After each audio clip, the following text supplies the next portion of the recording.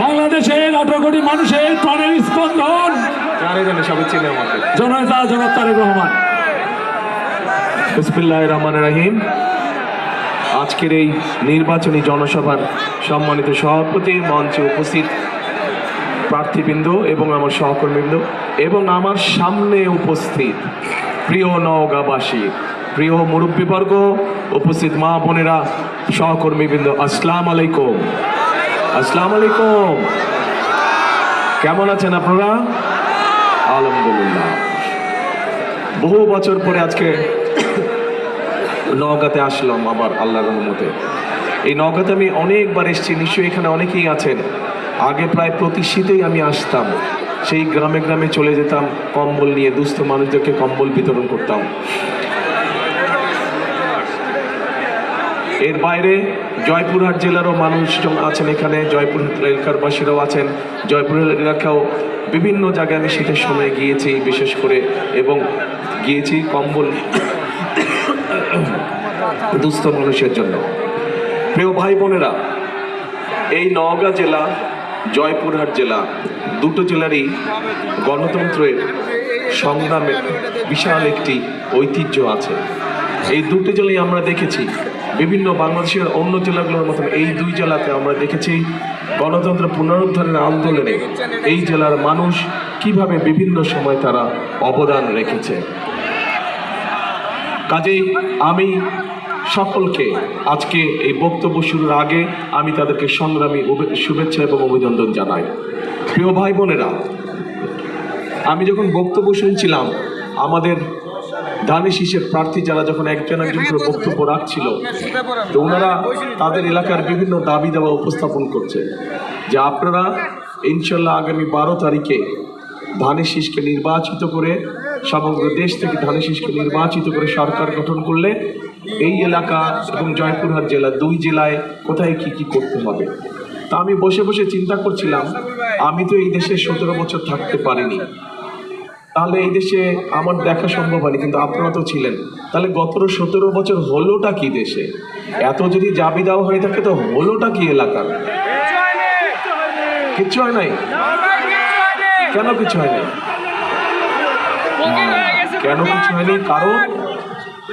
কারণ এই যে আপনারা যে 12 তারিখে ভোট দিবেন, ভোট দিয়ে আপনারা আপনাদের প্রতিনিধিকে নির্বাচিত করবেন, যেই প্রতিনিধির মাধ্যমে আপনারা আপনাদের এলাকার সমস্যাগুলো সমাধান করবেন। সেটি যেই সমস্যা হোক না, সেটি রাস্তা হোক, স্কুল হোক, ব্রিজ হোক, কালভার্ট হোক, হাসপাতাল হোক, সেটি রেল লাইন নির্মাণ হোক, সেটি যে সবজি বলেন, আম বলেন, এগুলো রাখার জন্য হিমাগারের ব্যবস্থা করা হোক। অর্থাৎ যারা এলাকার মানুষের দলমত নির্বিশেষে সব মানুষের বিভিন্ন সমস্যাগুলো দেখবে, তাই তো? এরকম মানুষই তো আপনারা চান, তাই না? যারা এলাকা দেখভাল করবে। সেই জন্যই আমরা দেখে শুনে বুঝে আমরা জয়পুরহাট থেকে 2 জন এবং নওগাঁ থেকে আমাদের দলের 6 জনকে আমরা নির্বাচিত করেছি, যাদেরকে এবার আমরা ধানের শীষের তুলে দিয়েছি। আসেন ভাই, আপনারা একটু সামনে আসেন তো। 6 জনের 8 জন, সরি 2 জনের 8 জন, শুধু প্রার্থীরা, অনলি প্রার্থীরা।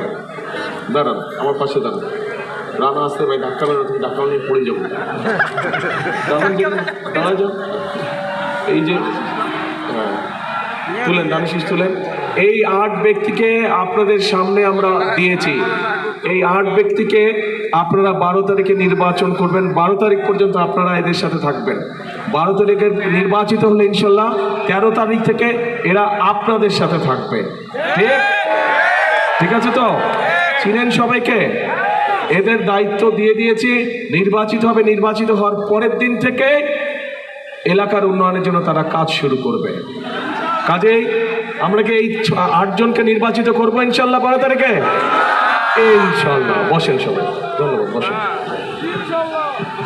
প্রিয় ভাই বোনেরা, এই যে নওগাঁ জেলা বা জয়পুরহাট জেলা, এই দুটো জেলায় কিন্তু বিশেষ করে নওগাঁ জেলা, আমরা জানি বাংলাদেশের ধানের ভান্ডার। বাংলাদেশের সবচাইতে বেশি ধান এই নওগাঁ জেলা হয়। কিন্তু এই যে ধান হয়, বছরে প্রায় 3টি ধান হয়, তাই না? 3টি ফসল হয়।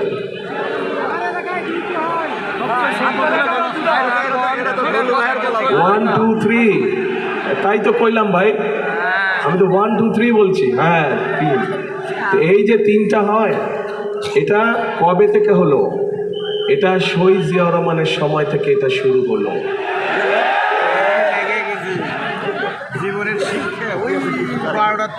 বরেন্দ্র প্রকল্প শহীদ জিয়া যখন চালু করলেন, আস্তে আস্তে ধীরে ধীরে পরবর্তীতে খালেদা জিয়া এটিকে আরও প্রকল্প বড় করলেন। এইটার অংশ হিসাবে আস্তে আস্তে কৃষকরা পানি পেল এবং এখানে ধান উৎপাদন হলো, বছরে 3টা ধান উৎপাদন, এবং নওগাঁ বাংলাদেশের সবচেয়ে বড় ধান ভান্ডারে পরিণত হলো। প্রিয় ভাই বোনেরা, আমি সবসময় একটা কথা বলি, শুধু নওগাঁ জেলা না, নওগাঁ জেলা বলেন, জয়পুরহাট জেলা বলেন, বগুড়া জেলা বলেন, নাটোর বলেন, রাজশাহী বলেন, ময়মনসিংহ বলেন, কুমিল্লা বলেন, সব জেলাতেই কিন্তু আমাদের মূল পেশা, প্রধান পেশা কোন পেশা? কৃষক। আমাদের কৃষক ভাইরা, কাজে কৃষক ভাইদেরকে যদি আমরা ভালো রাখতে পারি তাহলেই বাংলাদেশ ভালো থাকবে, এটি মনে প্রাণে আমরা বিশ্বাস করি। শহীদ রাষ্ট্রপতি জিয়াউর রহমান সেই জন্যই কৃষকদের ব্যাপারে, কৃষকদেরকে ঋণ দেওয়ার ব্যাপারে, কৃষকদেরকে পানি সেচের ব্যবস্থা করার জন্য বিভিন্ন পদক্ষেপ গ্রহণ করেছিলেন। এখানে অনেক মুরব্বী আছেন, এখানে অনেক কৃষক আছেন, মুরব্বী কৃষক আছেন। আপনাদের মনে আছে দেশের যে খালেদা জিয়া যখন প্রথমবার সরকার গঠন করলেন, তখন উনি 5,000 টাকা পর্যন্ত কৃষি লোন সব উনি মওকুফ করে দিয়েছিলেন। 10,000 টাকা পর্যন্ত কৃষি ঋণের সুদ মওকুফ করে দিয়েছিলেন। এখানে একজন আমাদের সদস্য, একজন প্রার্থী, উনি দাবি করে দিয়েছেন যে, একটি দাবি তুলেছেন যে আগামীতে ইনশাল্লাহ আমরা সরকার গঠন করলে 10,000 টাকা পর্যন্ত কৃষি ঋণ মওকুফ করে, বলছে না? আজকে সকালেই আমি রাজশাহীতে ঘোষণা দিয়েছি, ইনশাল্লাহ বিএনপি সরকার গঠন করলে এখন এই মুহূর্তে যেই সকল কৃষক ভাইদের 10,000 টাকা পর্যন্ত ঋণ আছে, কৃষি ঋণ আছে, আমরা সেই ঋণ সুদ সহ পুরোটা মওকুফ করবো ইনশাল্লাহ। প্রিয় ভাই বোনেরা, শুধু ঋণই আমরা মওকুফ করব না, এর মধ্যে নিশ্চয়ই কম বেশি সবাই জানেন কৃষক ভাইদের জন্য আমরা আরেকটি পরিকল্পনা গ্রহণ করেছি। সেটি হচ্ছে যে কৃষক ভাইদের, সারা বাংলাদেশের সকল কৃষক ভাইদের কাছে আমরা একটি কার্ড দিব, কৃষক কার্ড নাম। এই কার্ডটির নাম কৃষক কার্ড। শুনছেন এর মধ্যে? কৃষক কার্ড। এইটি আমরা ধীরে ধীরে, একবারে তো পারবো না, ধীরে ধীরে আমাদেরকে যেতে হবে। কিন্তু সব রকম প্রান্তিক কৃষক বলেন, ক্ষুদ্র কৃষক বলেন, মাঝারি কৃষক বলেন, বৃহত্তর কৃষক বলেন, সব কৃষক ভাইদের হাতে আমরা আস্তে আস্তে এই কৃষি কার্ডটা পৌঁছে দেবো। এখন এই কৃষি কার্ড দিয়ে কি হবে? এই কৃষি কার্ডটা যখন তার কাছে পৌঁছবে, তখন এই কৃষি কার্ডের মাধ্যমে আমরা সেই কৃষক ভাইয়ের অন্তত একটি ফসলের, সে যদি আলু চাষ করে অথবা পেঁয়াজ চাষ করে বা যেটাই সে চাষ করুক না কেন, যেটাই করুক, একটি সিজনের একটি ফসলের, তার একটি ফসলের যাবতীয় বীজ, সার, কীটনাশক, তার যেটা একদম প্রয়োজন সেটি আমরা তার কাছে পৌঁছে দেওয়ার চেষ্টা করব, যাতে করে, এবং এটা কয়েক বছর চলবে, যাতে করে ধীরে ধীরে সেই কৃষক ভাইটা একটা শক্ত অর্থনৈতিক মেরুদণ্ডের উপরে দাঁড়াতে পারে, তার অর্থনৈতিক ভিত্তি যাতে শক্ত হয়। শুধু এটাই নয়, এই কৃষক কার্ডের মাধ্যমে তার জন্য কৃষি ঋণ পেতে সুবিধা হবে। এই কৃষক কার্ডের মাধ্যমে হঠাৎ ঝড় বৃষ্টি বন্যা কিছু হলে যদি ফসল নষ্ট হয়ে যায়, তখন সেই কৃষি বিমার থেকে, বিমা যেটি হবে ফসলের, সেই বিমার টাকাটা পেতে তার জন্য সুবিধা হবে। কাজে আমরা কৃষক ভাইদের জন্য এই পরিকল্পনা গ্রহণ করেছি। এখন আমাকে বলেন, এই এলাকার এবং জয়পুরহাটের মানুষ, ম্যাক্সিমাম মানুষ কৃষিকার্যের সাথে জড়িত। এই যে কথাটা বললাম, এই কাজটা যদি আমরা করি, আপনারা কি মনে করেন কৃষক ভাইদের ভালো হবে? কি পিছনে তো দেখি না, পিছনে কি বলে, ভালো হবে? আচ্ছা, ঠিক আছে। এখন তাহলে কি এটা করবো আমরা? এই পরিকল্পনা বাস্তবায়ন করব? আচ্ছা, ইনশাল্লাহ। কিন্তু আমরা বাস্তবায়ন করার আগে আপনাদের একটা পরিকল্পনা আছে, ওটা আমি পরে জানছি। এরপরে আসেন, এরপরে এইখানে ধানের পাশাপাশি অন্য অনেক শাকসবজি হয়, আম হয়, রাজশাহীতে হয়, এখানে এই অঞ্চলে প্রচুর হয়। কিন্তু একটা সমস্যা আছে যে অনেক সময় এগুলার হিমাগার পাওয়া যায় না। আমটা যে রাখবে, কৃষক রাখবে, তারপরে 2 দিন রেখে যদি 3 দিনের দিন ঢাকায় নিয়ে যাবে, এটা রাখার জায়গা নাই। আর ঢাকায় নিয়ে যেতে যেই সমস্যা, এই যে রেলের যেই সমস্যা, মানে ট্রাকের যেই সমস্যা, এটা আমরা ওয়াকিফাল আছি এই ব্যাপারে। এবং কৃষকদের খরচ যাতে কম হয়, ইনশাল্লাহ রেলের ব্যবস্থাটার প্রতি আমরা নজর দিব, যাতে করে রেল লাইন তৈরি করার মাধ্যমে, রেল লাইন তৈরি করার মাধ্যমে শুধু কৃষিজাত পণ্যই নয়, একই সাথে মানুষও যাতে কম খরচে যেতে পারে সেই ব্যবস্থা ইনশাল্লাহ আমরা করব। প্রিয় ভাই বোনেরা, আমাদের পরিকল্পনার মধ্যে আরেকটি পরিকল্পনা আছে, সেটি হচ্ছে আপনাদের নিশ্চয়ই মনে আছে দেশনেত্রী খালেদা জিয়ার সময় এই দেশের নারীদেরকে শিক্ষিত করার জন্য, মেয়েদেরকে শিক্ষিত করার জন্য দেশনেত্রী খালেদা জিয়া একটি পরিকল্পনা নিয়েছিলেন যে ক্লাস 1 থেকে ক্লাস 12 পর্যন্ত মেয়েদের শিক্ষা ব্যবস্থা ফ্রি করে দিয়েছিলেন উনি।